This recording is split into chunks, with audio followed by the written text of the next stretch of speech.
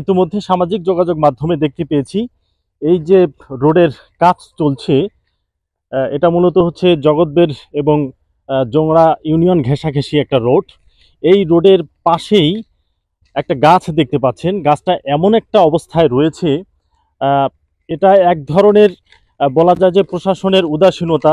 এই গাছটা এমন একটা জায়গায় রয়েছে, ধরেন যে রাতে যদি কোনোভাবে কেউ অপরিচিত কোনো মানুষ যদি এই রাস্তা দিয়ে যাতায়াত করে কোনো বাহন হয়ে, তাহলে স্বাভাবিকভাবেই কিন্তু ধরেন যে আমি নিজেও যদি এই রাস্তা দিয়ে এদিকে যাতায়াত করি, স্বাভাবিকভাবে আমি কিন্তু জানবো না প্রথম অবস্থায় যে এখানে একটি গাছ রয়েছে। সুতরাং আমার গাড়ি যদি এইদিকে সজায় আনমনে চলতে থাকে বা সজাগ হয়েও যদি চলতে থাকি, তাহলে স্বাভাবিকভাবে রাতের অন্ধকারে নিঃসন্দেহে এখানে কিন্তু একটা বড় ধরনের দুর্ঘটনা ঘটার সম্ভাবনা রয়েছে।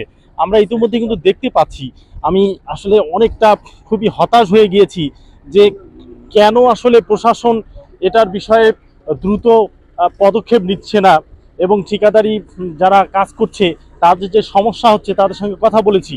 আপনারা একটু চিন্তা করেন, মানে এখানে ডিসি রয়েছে, উপজেলা প্রশাসন রয়েছে, তারা চাইলেই কিন্তু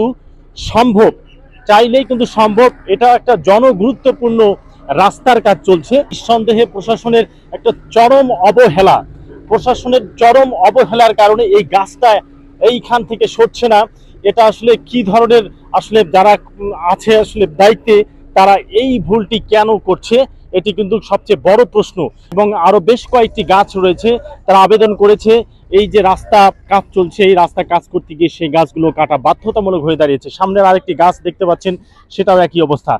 প্রশাসন যেন এই গাছটা দ্রুততম সময়ের মধ্যে কেটে ফেলে এবং এই সাধারণ মানুষের ভোগান্তি, এবং ভবিষ্যতে সাধারণ মানুষ যে বড় ধরনের দুর্ঘটনার শিকার হবে, যদি এরকম দুর্ঘটনার শিকার হয়, তাহলে আমি ব্যক্তিগতভাবে প্রথমেই প্রশাসনকে দুষবো এবং প্রশাসন এটার জন্য দায়ী থাকবে, এবং এই জেলার মধ্যে যারা দায়িত্বে রয়েছে তারাই দায়ী থাকবে।